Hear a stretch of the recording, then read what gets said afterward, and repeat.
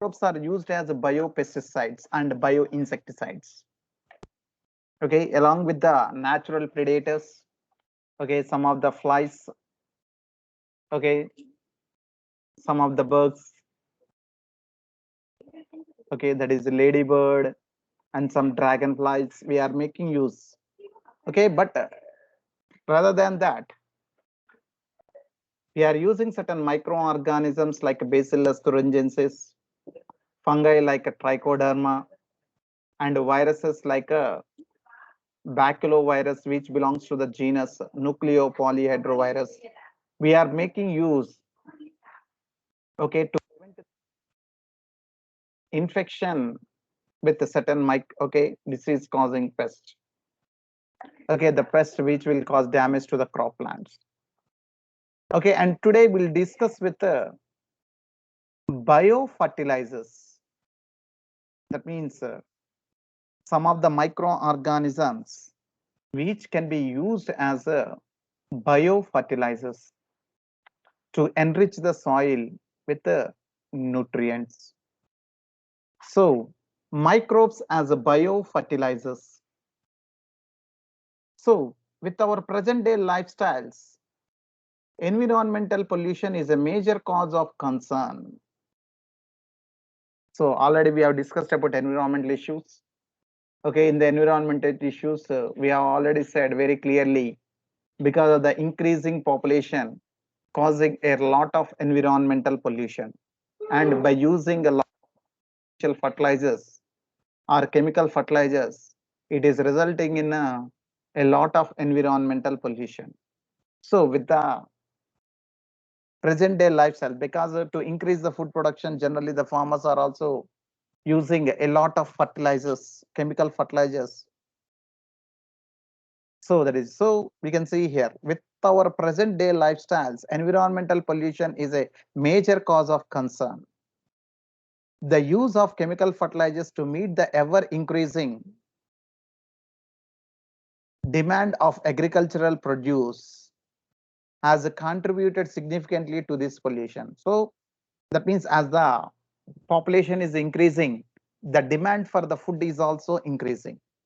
So to meet the demands of this agricultural produce, okay, to meet the demand of agricultural produce, okay, we have contributed, means this use of this chemical fertilizers, okay, has significantly increased the food production. At the same time, it also resulted in a environmental pollution also. So of course, we have now realized that there are problems associated with the overuse of chemical fertilizers, and there is a large pressure to switch to organic farming, that is the use of biofertilizers. So that means initially we didn't find that much, okay, we didn't know what are the effects of use of these chemical fertilizers. So we have enormously increased or enormously used or indiscriminately used the chemical fertilizers in large quantities to increase the food production. But okay, the food production is increased, at the same time it is causing a lot of problems to the environment, pollution. So nowadays, okay, we are shifting from a usage of chemical fertilizers to organic farming, that is the use of biofertilizers. Okay, we are shifting our cultivation from a use of chemical fertilizers to organic farming, that is the use of biofertilizers. So now, okay, slowly, okay, we have slowly changed our mode of fertilizer, okay, mode of agriculture from chemical fertilizers, by the use of chemical fertilizers, to organic farming, mainly by using biofertilizers. So how these biofertilizers can be used? So biofertilizers are organisms that enrich the nutrient quality of the soil. So what are biofertilizers? Means the biofertilizers, in the form of biofertilizers, what we are using means we are using certain organisms, Okay, we are making use of certain organisms, okay, which will enrich the nutrient quality of the soil. Okay, which will enrich the nutrient quality of the soil. The main sources of biofertilizers are bacteria, fungi, and cyanobacteria. Okay, the main sources of biofertilizers are bacteria, fungi, and cyanobacteria. Okay, that means among these, okay, from the microorganisms, we are using these organisms mainly as a biofertilizers, okay, to enrich the soil. And you have studied about the nodules, okay,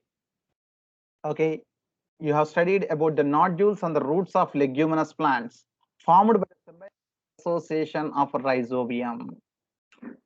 Okay, when you observe, there is a bacterium called Rhizobium leguminosarum. Okay, we all know very well about this Rhizobium leguminosarum. Okay, this bacteria, generally it is a free living bacteria. When it is living as a free living bacteria in the soil, it does not involved in a nitrogen fixation, or it is not involved in nitrogen metabolism.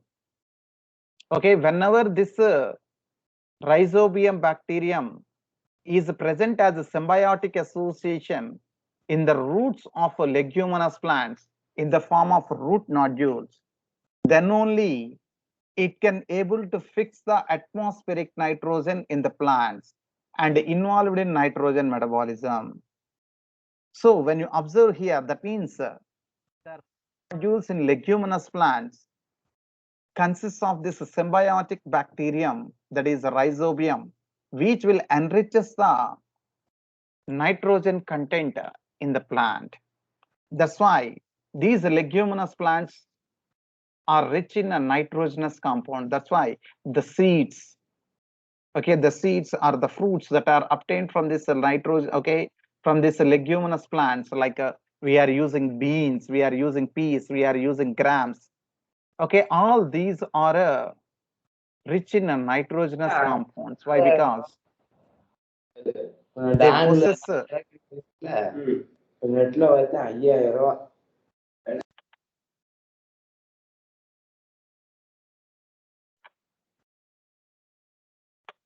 okay, as they possess this Rhizobium bacterium in the roots to form these root nodules, which are able to fix nitrogen. They are increasing the nitrogen content in the plant by fixing the atmospheric nitrogen in the roots of these plants, which are made used by the plants or leaves of these plants to synthesize the nitrogenous compounds, and thereby they are rich in nitrogen compounds. Okay, that is, and these proteins and all that, which are okay, which are consisting of nitrogen. And okay, that's what we can see here. These bacteria fix atmospheric nitrogen into organic forms. Okay, the nitrogen which is present in the air, it is an inorganic nitrogen, but the nitrogen that is present in ammonia, okay, in the form of ammonia or in the form of okay, this proteins, and next nucleic acids, okay, and in some proteins, okay, vitamin. All these are different forms of organic form of nitrogen. So that is okay, that means okay, whatever this nitrogen that is present in the atmosphere, that is fixed in the form of organic forms in the plants by this Rhizobium, which is used by the plants as a nutrient. Okay, this atmospheric nitrogen which is fixed in the roots of, okay, in the roots in the form of organic form of nitrogen, is used by the bacteria to fix atmospheric nitrogen or for nitrogenous compounds. And next, other bacteria can fix atmospheric nitrogen while free living in the soil. Okay, there are some bacteria which are present in the soil, okay, but they are not associated with any plant, roots or stem or any other part, but still they are present freely living in soil able to fix atmospheric nitrogen. Okay, but the best example is Azospirillum and Azotobacter. Okay, Azospirillum and Azotobacter are the two bacteria which are free living in the soil. That means they are not associated with any other any other organisms or any other plants or any other organism, but still they are able to fix atmospheric nitrogen in the soil. Okay, and that those are called free living nitrogen fixers. Okay, example is Azospirillum and Azotobacter. That is symbiotic bacteria which are involved in nitrogen fixation means Rhizobium. Free living bacteria which can fix atmospheric nitrogen in the soil means Azospirillum and Azotobacter. And this nitrogen which is fixed in the soil taken up by the roots of the plants and can be used to synthesize the nitrogenous compounds. So that means they're increasing the nitrogen content in the soil. Thus, okay, that's what we say. Thus enriching the nitrogen content of the soil. Which one? Azospirillum and Azotobacter, which are free living bacteria which are able to fix atmospheric nitrogen in the soil, thereby enriching the nitrogenous compounds in the soil, which can be made used by the plants. Okay, that is. And not only that, okay, that is already we said there are some fungi, not only bacteria, there are some fungi. Okay, fungi are also known to form symbiotic associations with plants. Okay, fungi are also known to form symbiotic association with plants.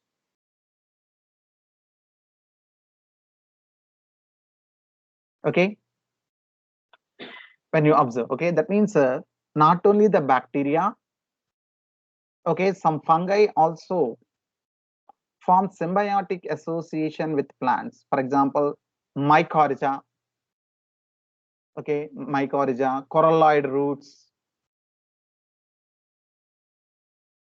Okay, we'll find coralloid roots, mycorrhiza. Okay, coralloid roots we can observe in gymnosperms in cycas. Okay, in gymnosperm, okay, plant called cycas. In that we'll find coralloid roots. Okay, and next, in case of angiosperms, okay, so there are some fungi. Coralloid roots means bacteria. The cyanobacteria, there are some cyanobacteria which are associated with the roots of this cycas, which help in nitrogen fixation. Those are called coralloid roots. Okay, that is bacteria, but this is fungi. Mycorrhiza means it related to fungi. Okay, that means there are some fungi which are associated with the roots of higher plants. Okay, such association we are calling it as a mycorrhiza. Okay, that is the members. Okay, many members of the genus Glomus form mycorrhiza. That means okay, the fungal genus. Okay, that means the fungi belonging to the genus Glomus are mainly involved in the formation of mycorrhiza. Okay, that is the fungal symbiont in these associations absorbs phosphorus and phosphorus from soil and passes it to the plant. So what this mycorrhiza will do? Okay, this mycorrhiza are not involved in a nitrogen fixation, but they will just the absorption of phosphorus. Okay, increases. That means they availability of phosphorus to the plant. That is okay. That means the fungal filaments, a large number of fungal filaments will be present associated with the roots of these higher plants, which can extend up to certain meters around the roots, in which the roots cannot innervate. Okay, but this fungi can innervate into the soil to that long distance, the fungal filaments. And these fungal filaments can absorb phosphorus from the soil and which are made available to the roots of the plants in which they are associated or with which they are associated, thereby increasing the phosphorus availability to the plant, which is very, very important. So, Okay, that is so that means this mycorrhiza are mainly involved in increasing the absorption of phosphorus. Okay, that's what we can see. And next, plants having such association show other benefits also, such as resistance to root-borne pathogens, tolerance to salinity and a drought, and an overall increase in plant growth and development. Okay, that is the plants having such associations not only involved in that means they are not only helping in the absorption of this mineral nutrients from the soil, but they are also having other benefits. That means these fungi which are growing around the roots, they produce different types of antibiotics, and these antibiotics will prevent the infection of certain bacteria to the roots. So that means they develop a certain resistance to root-borne pathogens. There is microorganisms, other microorganisms. And next, tolerant to salinity.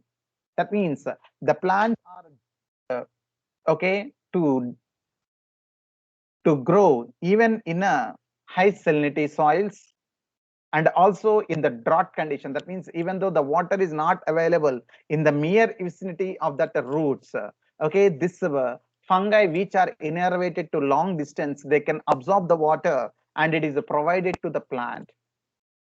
So the plant can even grow in a drought conditions where water is not available properly.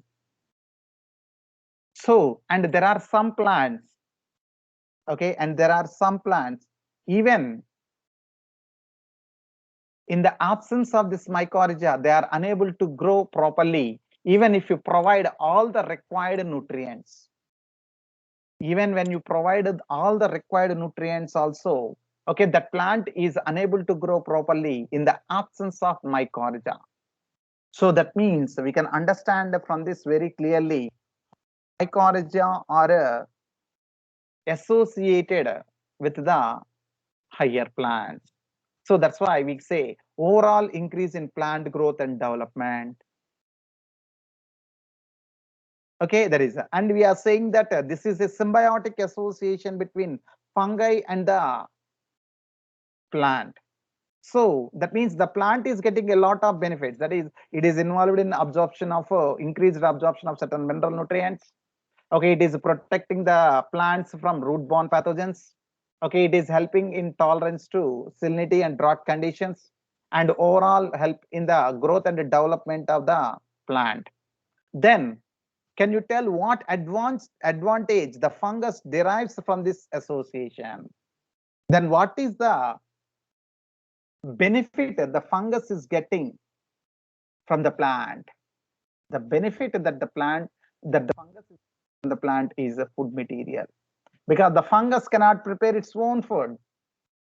It cannot synthesize. So what, okay, whatever the nutrients that are required, the raw materials that are required for the plant, all they are provided by the fungus. In return, the plant will provide nutrients. Okay, the nutrients means that is like a food material that is required for the growth of this fungus. Okay, that is provided. So here in this association, both plant as well as a fungus are getting benefited. That's why we are calling it as a symbiotic association or mutualistic association. Okay. And next, okay, another example for this biofertilizer is cyanobacteria. Cyanobacteria are autotrophic microbes widely distributed in aquatic and terrestrial environments, which can fix atmospheric nitrogen. Okay, that is there are some nitrogen fixing cyanobacteria, okay, which are showing a certain association. Okay, and these are usually autotrophic. That means they can prepare their own food. Okay, but they prepare their own food by using certain chemicals. That is a chemoautotroph. They are not photoautotrophs. They are not photoautotrophs. Instead, they are chemoautotrophs. They are chemoautotrophs. That means they use certain chemicals to obtain energy, and by using that energy, they are able to synthesize the food material. So the chemicals, by using those chemicals, that means they are using this nitrogenous compounds. They are using this nitrogenous compound. So cyanobacteria are autotrophic microbes. Autotrophic. Okay, here they didn't say the photoautotrophic, they said autotrophic. Why they didn't mention as a photosynthesis means because they do not perform photosynthesis, they perform chemoautotrophic nutrition. That means they use chemicals to derive energy for the synthesis of food materials. So in that play, in that course, what they are doing means they are using the atmospheric nitrogen and converting, and they are breaking by using certain enzymes, they are breaking the bond between nitrogen atoms in the nitrogen molecule, okay, and making use of that energy, and the resultant nitrogen atoms later they undergo oxidation reaction to transform into certain nitrogenous compounds like nitrous oxide and nitric acid, nitrous oxide, or nitrogen dioxide, okay, or ammonia, like this. The different depending upon the organism they are type of the enzyme they are making use, depending upon that different nitrogenous compounds are produced, which are fixed in the soil, because they are not molecular nitrogen, no, not atmospheric nitrogen. So that means if they are molecular nitrogen, they again goes back, but here they are converting into certain compounds, organic compounds or inorganic compounds of nitrogen, and they are fixed in the soil, which can be made used by the plants. So that's why we are saying that they are involved in fixing atmospheric nitrogen in both aquatic as well as terrestrial environment. That means some cyanobacteria are living in aquatic environment and some are living in terrestrial environment, and both are involved in a nitrogen fixation. Okay, example: Anabina, nostoc, oscillatoria. Okay, these are all cyanobacteria which are free living and fixing the atmospheric nitrogen. Okay, mostly we find this cyanobacteria in the paddy fields. Okay, in paddy fields, cyanobacteria serve as an important biofertilizer. Nowadays, okay, the farmers are collecting, okay, that means we are obtaining the cyanobacteria in the market, and they are they are making use of, and they are releasing into the paddy field, increase the fertility of the soil, because the paddy fields are completely filled with water.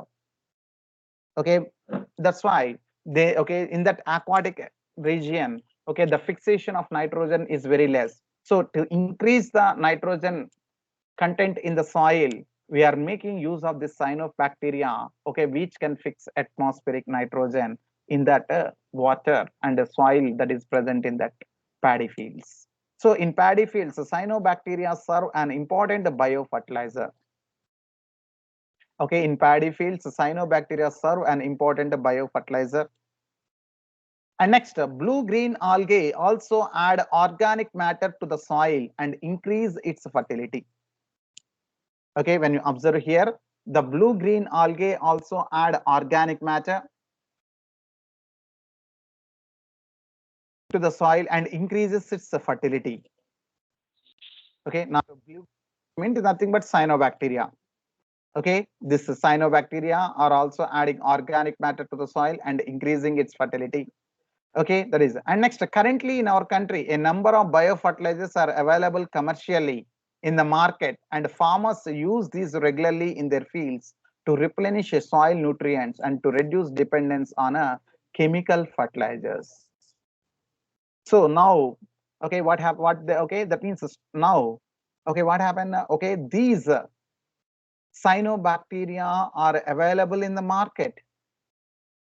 Okay, so the farmers can buy this cyanobacteria, which can be used as biofertilizers, and they are released into the crop, okay, this paddy fields, so that we can replenish or we can increase the soil nutrients.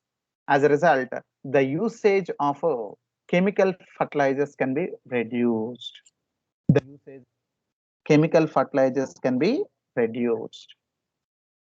Okay, that is about this cyanobacteria. Okay, now anybody is having any doubt regarding the biofertilizers? No, sir. Okay, that is about microbes in human welfare. Okay, and next one thing, ma. Okay, tomorrow weekly test will be with the MCQs on human health and diseases complete chapter. Okay, 40 MCQs will be given. Okay, that is there in the form of MS Teams. Okay, in the MS Teams it will be okay. MS Forms. It will be in MS Forms. Okay, already you might have done with physics, I think so. Sir has shared one link. Okay, you can click on that link Yes. and you will get the question paper in the form of MCQs. Okay, you can make use of it. Okay, that will be shared by Suresh sir tomorrow in the group. Okay, or okay, even in our channel also it will be shared in the form of assignment. You can click on that assignment and you can get, okay, you can attend the examination also. Okay, tomorrow by evening, okay, 5:30 or 6 o'clock, like that, the assignment will be shared with you. Okay, at 6 o'clock you are okay, 1:45, okay, 15 minutes or half an hour before the assignment will be shared, and you can make use of that. Okay, either through MS Teams directly with the help of assignment, or by using the Google form. Okay, that is MS Forms. That link will be shared, and by using that link you can attend the examination. Anything, okay, anywhere you can go, no problem. Both are same. Okay, the marks will be coming. Okay, now Yes, sir. anything. Okay, either you can go directly with MS Teams. Okay, that assignment you can click and you can write the test, or you can go with that forms. Okay, those who are joining as guest, those members cannot view the assignment. So for those members, you can go with the Google form. Or those who are having any network issue to open the MS Teams, you can go with that Google form. Okay, because you are having classes, I can understand, morning to evening. Okay, so those who are having some network issues, you can go with the Google form. Okay, that MS Forms, that link, you can click on the open. You can directly go to the test.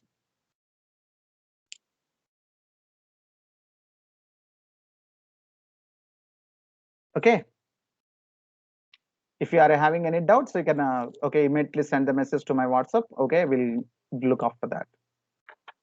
If you have got any problem in that is okay. Anybody is having any doubt? Okay, if you are having any doubts, you can ask.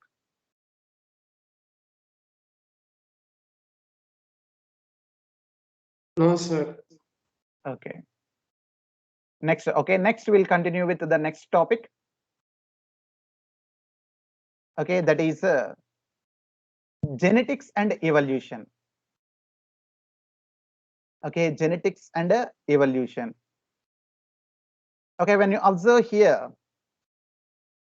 the renowned scientist, that means the, okay, who is very, very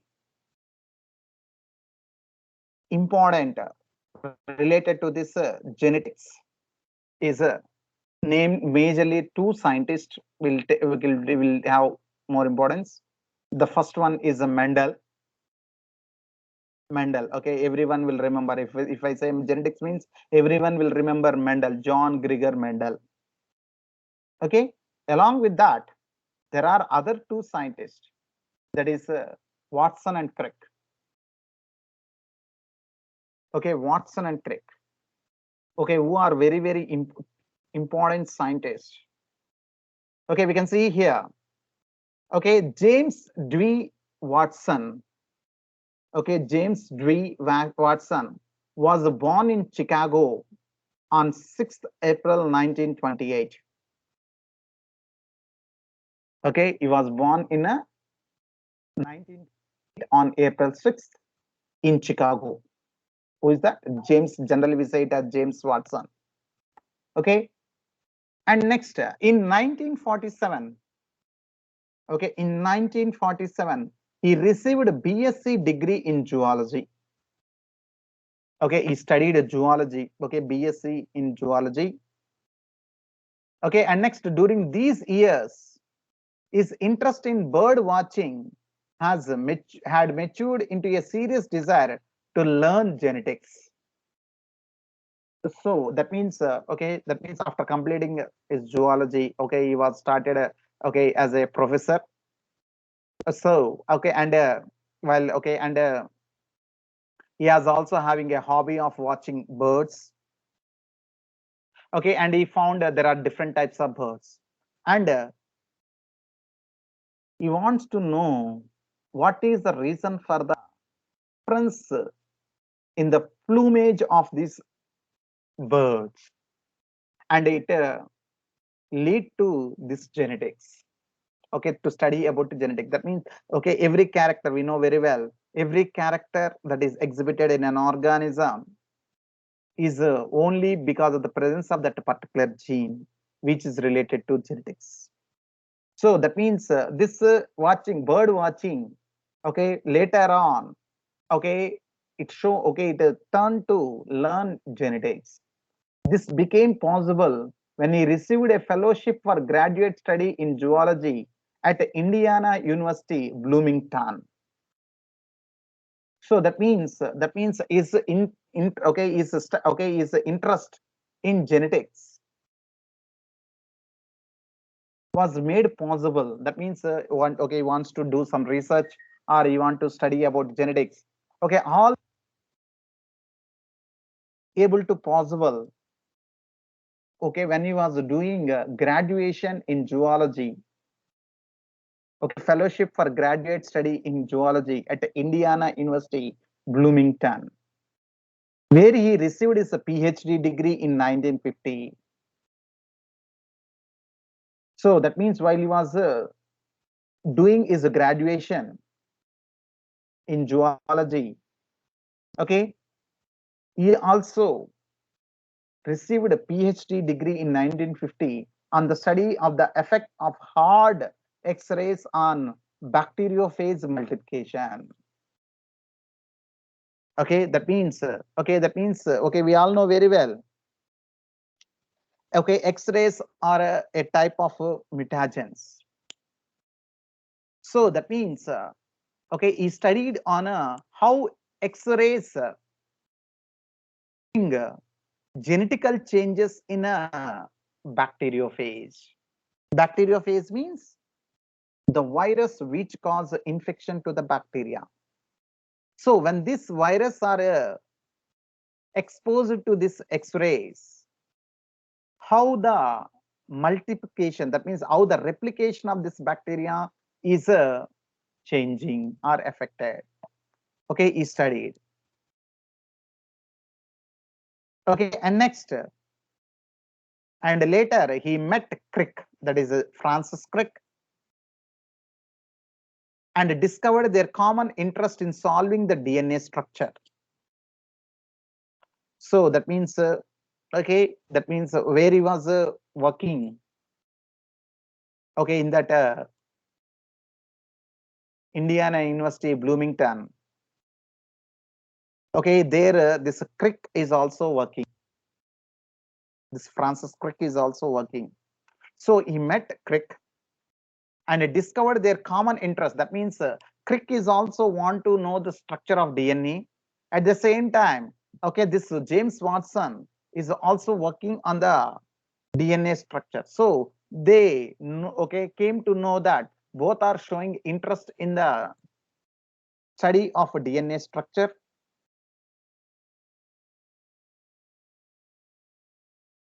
So they started working together. Their first serious effort was unsatisfactory.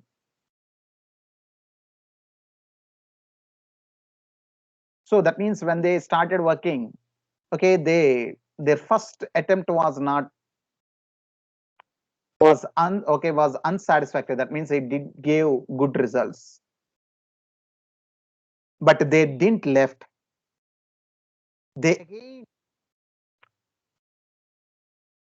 continued. Their second effort, based upon more experimental evidence and better appreciation of the nucleic acid literature, resulted early in March 1953 in the proposal of a complementary double helical configuration. So that means as they in the first attempt they failed, they didn't got a proper results, so they failed, but they didn't left, they continued, and they made the second effort by studying a different by studying some information related to the DNA, the nucleic acid molecule, and by using certain experiments and experimental evidences. Finally, in the year 1953, in the month March, in the month of March of 1953, they proposed the double helical structure of a DNA with complementary strands. The complementary double helical structure of the DNA was discovered. Which revolutionized the genetics.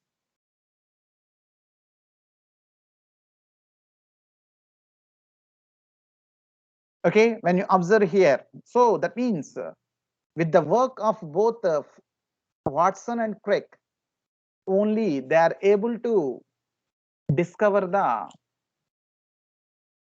double helical structure of the DNA. So that is, and next, when you observe this Francis Crick, the full name of this Francis Harry Compton Crick, was born 8th June 1916. 8th June 1916 at Northampton, England. Northampton, England. He studied physics at a University College, London, and obtained a BSc in 1937. BSc. He studied physics. What Watson has studied? Watson studied zoology. Crick studied physics. That's why they were successful. That is, experimental evidence was given by experiments. What are the experiments we can make use of? That information was given by Crick, and the structure was given by the basic structure is given by Watson. So combined together, able to discover the double helical structure of DNA. So that is and next, he completed PhD in 1954 on a thesis entitled X-ray diffraction. In those days they used this X-ray diffraction to study the structure of polypeptides and protein molecule. Polypeptides means nothing but a long protein, amino acid chain. If it is which we can also call it as a protein. So in so he completed PhD in 1954 on a thesis entitled X-ray diffraction, which used to study the structure of polypeptide and protein molecules. A critical influence in Crick's career was his friendship with J.D. Watson, that is James D. Watson. Then a young man of 23 leading in 1953 to the proposal of the double helical structure for DNA and the replication scheme. That means how the DNA molecule, synthesizes a new DNA molecule. The process of synthesis of the new DNA molecule from the existing DNA molecule, we call it as replication.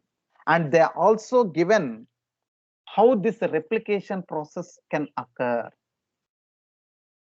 So that means they're not only given the double helical structure for DNA, and they are also given the basic principle, okay, for the replication of DNA also.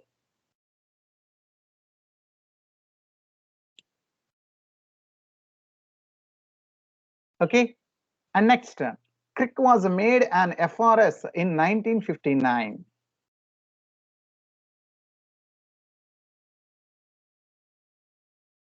Okay, next, the honors to Watson with Crick include.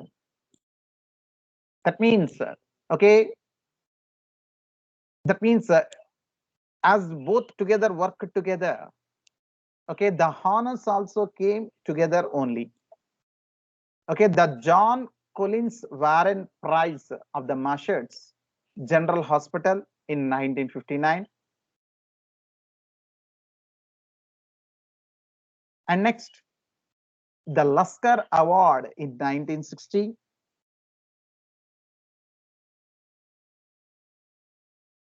And next, the Research Corporation Prize in 1962. And above all, the Nobel Prize in 1962. Okay, the Nobel Prize in 1962. Okay, Nobel Prize in 1962. Okay, which is the greatest award we can see. Okay, for the discovery of this double helical structure, because that one only, that okay, whatever the benefits we are enjoying with this genetics, okay, and biotechnology, okay, all they are because of the discovery, after the discovery of the double helical structure of DNA only. Okay, this. Okay, that's what we can see here. And next, when you're coming to this unit, okay, under this unit, having 3 chapters. Okay, that is chapter 5, principles of inheritance and variation, and chapter 6, that is the molecular basis of inheritance, and chapter 7, that is evolution. So with the rationalized syllabus, okay, the chapter 7, that is evolution, is deleted from the portion, and chapter 5 and chapter 6 are in the term 1 portion only. Okay, so tomorrow we'll go with the chapter 5, that is principles of inheritance and variation.